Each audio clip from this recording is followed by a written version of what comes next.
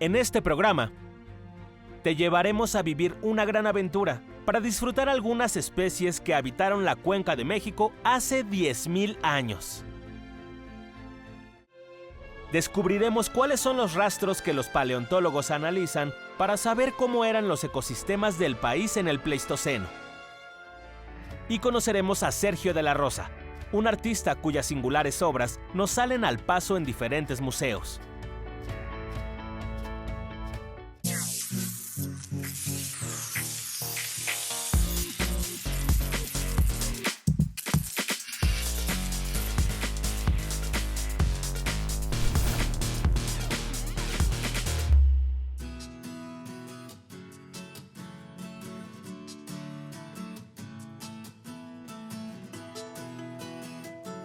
Bienvenidos a Factor Ciencia, soy Lucía Vázquez y es un placer saludarlos desde uno de mis lugares favoritos, el Museo Paleontológico de Santa Lucía, Quinamétzin. Sí, el Museo del Mamut, ubicado en la Base Aérea Militar número 1 en Santa Lucía, en el Estado de México. Vinimos a descubrir en esta ocasión cómo se entrelazan el arte y la paleontología para crear una museografía sencillamente fantástica. Vamos a conocer al artista plástico Sergio de la Rosa, quien nos lleva directamente al Pleistoceno mexicano con sus mamuts, criptodontes, tigres dientes de sable y muchas especies más. Así que no se diga más, esto es Factor Ciencia, comenzamos.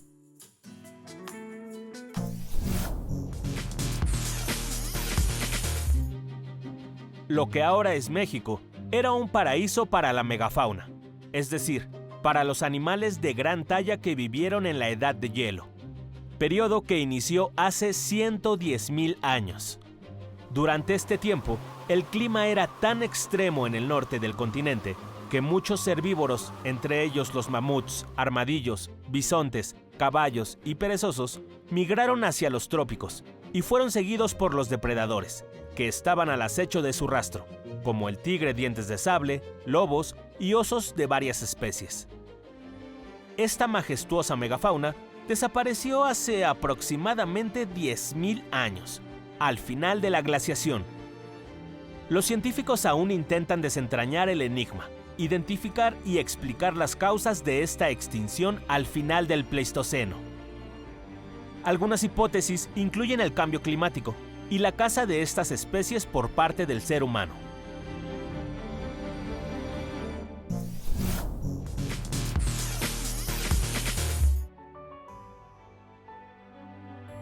Cuando comenzó la construcción del Aeropuerto Internacional Felipe Ángeles, el AIFA, jamás nos imaginamos que aquí, en este lugar, se descubrirían más de 50,000 restos fósiles de animales que existieron hace más de 10,000 años. Para hablarnos de ello nos acompaña la maestra Felisa Aguilar Arellano. Ella es presidenta del Consejo de Paleontología del Instituto Nacional de Antropología e Historia. Muchísimas gracias, maestra, por recibirnos. Pues a ti, Lucía, por considerar nuevamente este hallazgo relevante, pero sobre todo que estamos aquí cobijadas por el Museo Paleontológico de Santa Lucía, Quinamétzin. Este es un museo que me encanta, y me encanta porque voy descubriendo que existía una megafauna que jamás había soñado. Yo ya pensaba en Europa, en Asia, en Norteamérica, y nos damos cuenta que aquí en la Cuenca de México había especies espectaculares. Háblanos de ello, maestra. Claro que sí, Lucía. Bueno, hay que recordar que nosotros lo que estamos estudiando son fósiles, esas evidencias de la vida del pasado que pueden tener miles, como en este caso, o millones de años. Tenemos un gran registro fósil que nos está hablando, en este caso particular, de la historia geológica y biológica que ha tenido nuestro país, que ha sido bastante interesante e incluso bastante compleja, porque vamos viendo que es un gran rompecabezas y que cada hallazgo nos permite a nosotros entender cómo fueron los ecosistemas, qué tipo de organismos existieron en el pasado y que lógicamente apenas estamos iniciando tratando de interpretar cómo eran estos, qué tipo de ambiente existían e incluso en este caso cuáles fueron las condicionantes para que en ese momento murieran los organismos. Cada estado de la República Mexicana tiene fósiles, tiene rocas que nos hablan de esa historia. Y particularmente en la Cuenca de México, pues tenemos lo más cercano o lo que sería lo último de la escala del tiempo geológico, que es el Pleistoceno, y por lo tanto lo que vamos a tener más inmediato pues son estos organismos que habitaron recientemente, entre unos 15.000 y 10.000 años. ¿De qué animales estamos hablando, Felisa? Tenemos evidencias de todos tipos de organismos, de bacterias hasta cosas grandísimas, ¿no? En particular, en la Cuenca de México, lo más evidente que tenemos son los grandes restos de vertebrados, principalmente mamíferos, y que por la gran talla que en su momento tuvieron estos, reciben el nombre de megafauna. ¿A qué nos estamos refiriendo con ello? O ejemplos de ello, pues tenemos al mamut, ¿no?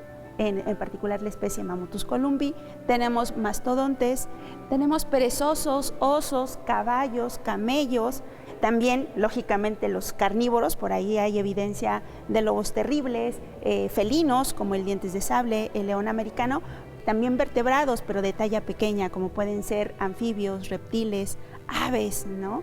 Y por supuesto mamíferos pequeños como pueden ser conejos, algunos roedores, pero no nada más nos quedemos con los animales, pues también tenemos que saber qué ecosistema, qué tipo de plantas, e incluso en el caso de los herbívoros qué comían, pues gracias a la evidencia de polen, mucho de lo que nosotros podemos saber de esos ecosistemas del pasado es gracias a esos granos de polen que quedan también preservados en el registro fósil. Y de ahí que sabemos que eran temperaturas incluso algunas veces más frías de lo que en la actualidad podemos tener hoy en día. Muy interesante y bueno, el sello emblemático de Kinametsin, como tú ya lo mencionabas, maestra, viene siendo el mamut colombino, viene siendo, por ejemplo, esta recreación que nos recibe, se me hace espectacular. ¿Cuáles eran las características de este gigante de México? Con base en los huesos que hasta ahorita conocemos, que es de una de las especies más grandes que han existido de mamut. En este caso podían llegar a tener hasta la altura, ¿no? del hombro, alrededor de unos 4, ¿no? metros, y de largo entre 3 y 4 metros de largo. Las condiciones relativamente aquí en México, si bien eran frías, pero no eran tan extremas como en los polos. Entonces, por lo tanto, sus adaptaciones que tiene que ser que va a tener menos pelo, ¿no?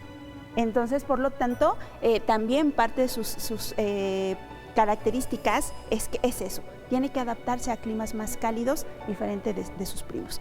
E incluso parte de lo que caracteriza también a los mamuts es este desarrollo de sus dientes incisivos, que la gente comúnmente llamamos colmillos, pero que más bien son los dientes de conejo que nosotros comúnmente decimos, que se desarrollan demasiado y que adquieren gran tamaño. Pues muy interesante lo que nos dices, maestra Felisa Aguilar.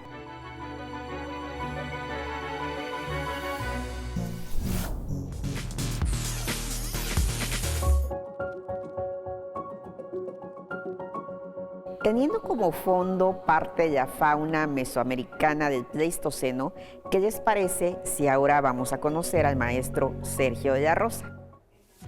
Recorrer las salas del Museo Kinametsin es conocer un poco de Sergio de la Rosa, un mexiquense que ha logrado fusionar dos de sus pasiones, el arte y la ciencia.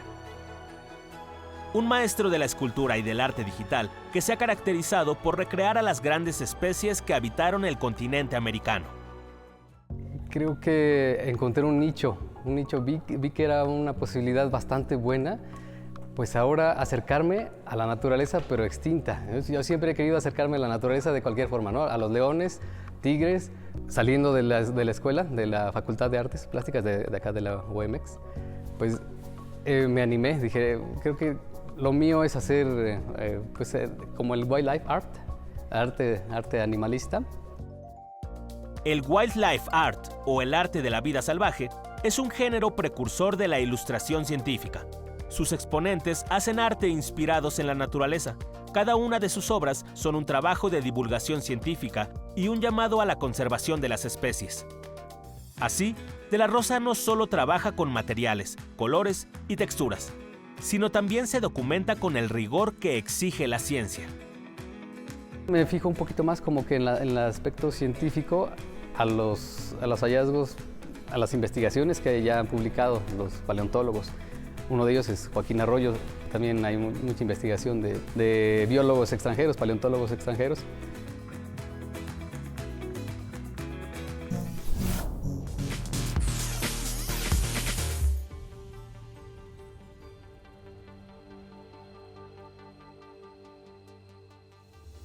Algo que me parece un gran acierto en este Museo Paleontológico de Santa Lucía es que desde que estamos adentro, ¿sí?, podemos ver el gran trabajo de colaboración, de coordinación entre el arte y la paleontología. Maestra, ¿cómo se da este trabajo entre, por ejemplo, entre el maestro Sergio de la Rosa y ustedes, los investigadores del Instituto Nacional de Antropología e Historia? Inicia esta colaboración principalmente de Sergio con nosotros como investigadores, de la mano del doctor Joaquín Arroyo Cabrales, investigador también del instituto, en donde exactamente Sergio llega con esta inquietud de saber cómo podía contar con información, en este caso científica, que le diera el soporte para poder empezar a hacer, en este caso, sus propuestas digitales. En este caso, tamaños, alturas, exactamente el aspecto, por qué tendrían que tener pelo, por qué no tendrían que tener pelo, los colores. Creo que cuando hablamos del pasado, se nos olvida que esos organismos también respiraron, caminaron, se reprodujeron y únicamente pensamos que están en el imaginario. Entonces, en este caso, el trabajo de un artista como es Sergio de la Rosa nos permite a nosotros ponerle un rostro a esos restos que nosotros estamos encontrando. Que no nada más se vea la parte de los huesos o de aquel elemento que ya hemos recuperado. Entonces, me parece que esta labor, esta mancuerna que estamos haciendo los artistas plásticos con los investigadores en paleontología nos permite poner eso. Un rostro, un aspecto, incluso, ¿por qué no?, inferir comportamientos de estos grandes organismos que habitaron en el pasado. Pues me parece genial porque verdaderamente lo que podemos ver aquí, por supuesto, son grandes obras plásticas, pero sí atienden a instrucciones, a indicaciones, a conocimiento, ¿sí?, de ustedes, los investigadores, para que precisamente los que venimos a visitar el museo tengamos una idea más clara de qué es lo que estaba ocurriendo aquí hace miles de años, ¿no? Así es. En este caso, es la información que nosotros como científicos le podemos proporcionar al artista, ¿no? En donde a través, sí, de esos restos que recuperamos, generamos algunas fórmulas matemáticas, ¿no?, para poder hacer las estimaciones de las tallas. Y con ello vamos viendo la estructura de esos huesos, añadiendo un poco la musculatura. Y en el caso particular de los mamuts, que son parientes que hoy todavía tenemos representados con los elefantes, pues podemos hacer estas inferencias en cuanto al el color, ¿no?, e incluso un poco de su comportamiento. Muchos de estos que podemos ver aquí representados están basados en estos comportamientos actuales de las poblaciones de elefantes. Entonces, inferimos que esto es algo característico del grupo y es por eso que lo podemos representar. Pues te agradezco mucho, de verdad, ha sido bastante claro, ¿sí?, y pues nos has llevado a imaginar y recrear parte de lo que podemos ver aquí.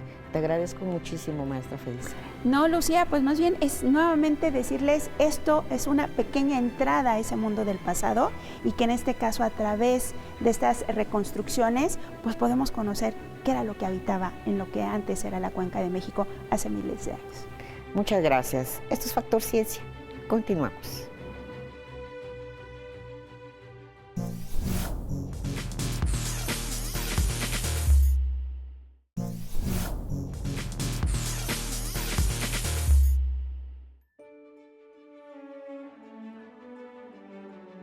Vamos a platicar con el doctor Carlos Galindo y verdaderamente es un lujo tenerlo aquí en Factor Ciencia. Muchísimas gracias, doctor, por aceptar esta entrevista. Muchas gracias, Lucía, es un honor. Y vamos a hablar de un tema que a muchos nos impacta porque nos encanta, que viene siendo el Pleistoceno y la megafauna. Pero, ¿qué representa esta era para nuestro país, para México?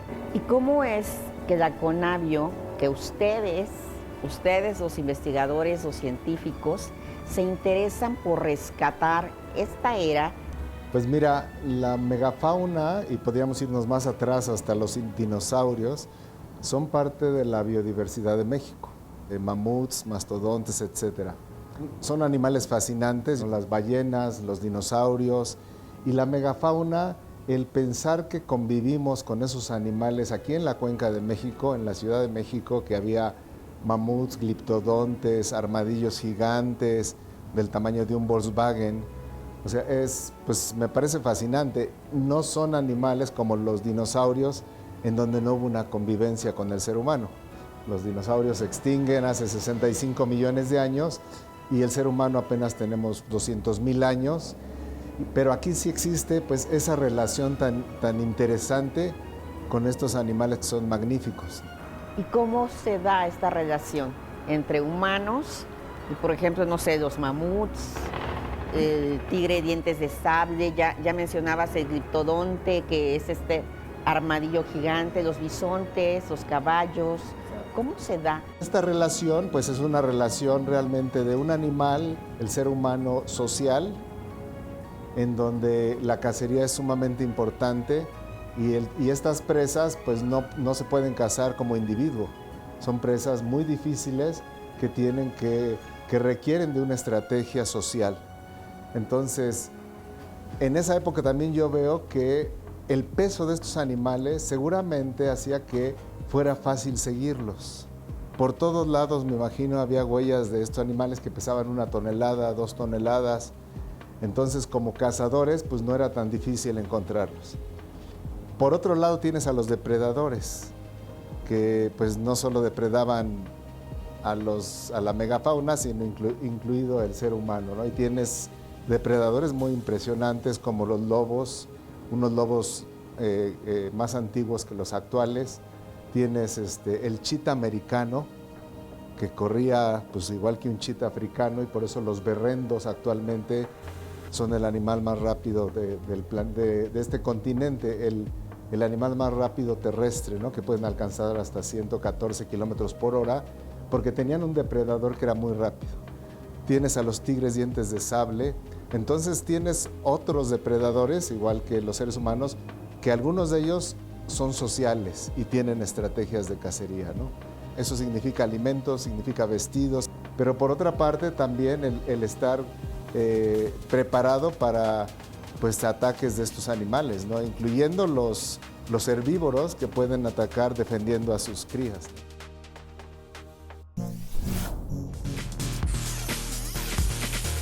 Es momento de conocer qué fue lo que nos dijo Sergio de la Rosa en su segunda parte de la entrevista. Sergio de la Rosa se ha ganado el título de paleoartista, no solo por traer el pasado de animales que nos parecen fantásticos, sino por realizar piezas que reflejan con detalle, fidelidad y perfección especies como las que ahora vemos, y que son avaladas por los propios científicos. Obras construidas a partir de registros fósiles, documentación científica, estudios anatómicos y filogenéticos que ayudan a identificar a los parientes actuales del animal a crear. Por ejemplo, el diente de sable tiene unos huesos en cuanto al húmero, que es casi el doble de lo que tiene un tigre o un león actual. Entonces, esto tiene que estar proporcionalmente mucho más corpulento. Y se van haciendo muchas deducciones, pero todo es a partir de respetar y de seguir analizando los textos científicos. Hoy, la obra de Sergio de la Rosa se exhibe en diferentes recintos, como el Pabellón Nacional de la Biodiversidad en la Ciudad de México, el Acuario de El Bajío en León, Guanajuato, el Museo de Ciencias Naturales del Estado de México y el Museo del Desierto en Coahuila. Pero su mayor desafío profesional se encuentra precisamente en el Kinametsin. Por la magnitud, pues el proyecto del Museo del Mamut, el Kinametsin, pero por el número de piezas, fueron cerca de 40 figuras, digo, entre gigantes y otras hasta chiquititas, ¿no? Pero en el número, en la cantidad, estaba el reto de enfrentarse a eso, fue una locura, pero lo pudimos sortear, pues, también por el equipo, ¿no? De pronto había 20 personas o más aquí en el taller, un ruidazo, todo el mundo haciendo cosas, trayendo cosas.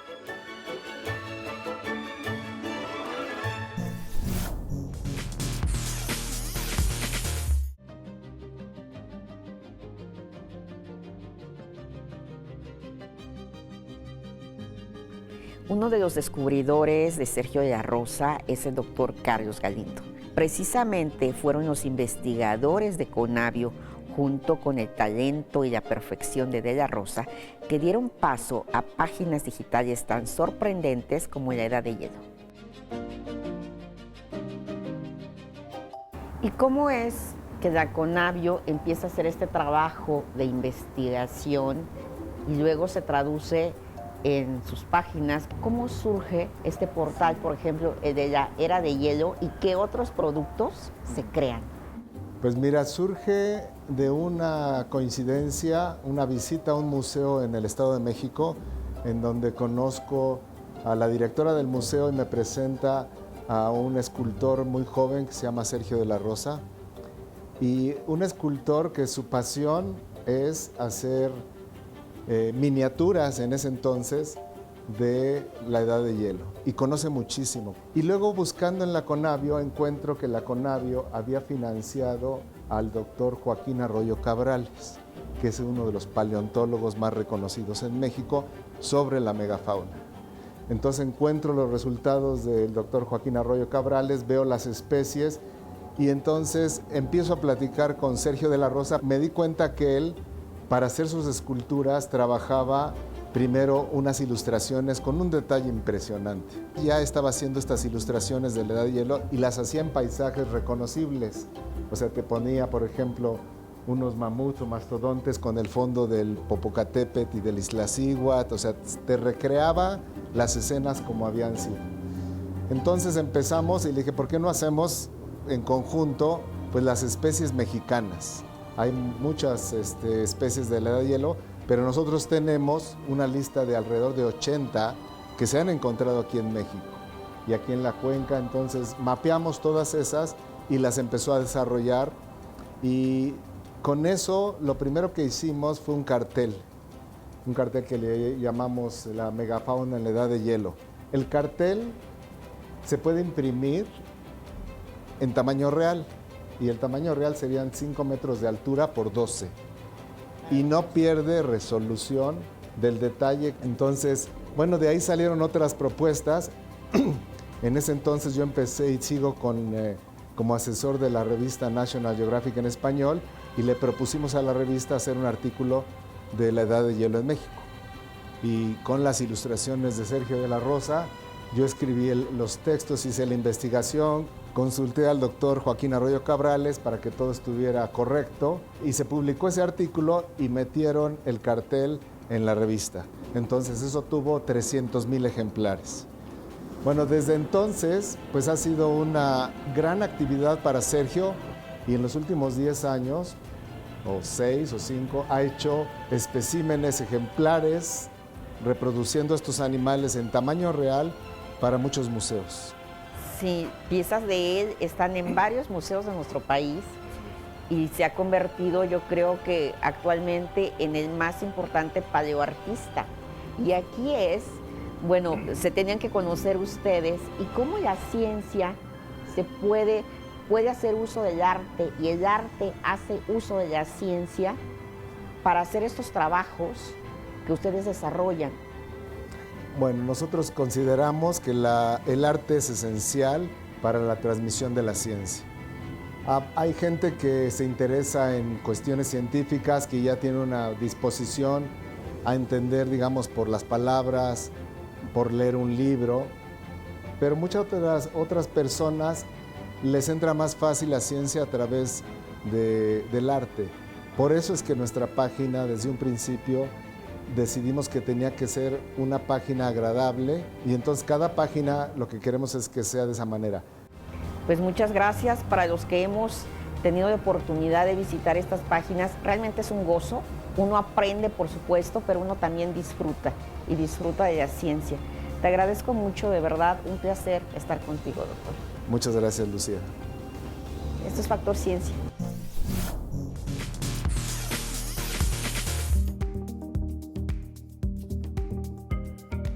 Espero que hayan disfrutado de esta emisión, donde tuvimos oportunidad de visitar un recinto espectacular que nos conecta con el pasado y nos muestra el gran trabajo del Ejército Mexicano, el Instituto Nacional de Antropología e Historia, y artistas plásticos como Sergio de la Rosa y Aslan Narváez, autor de este impresionante mural.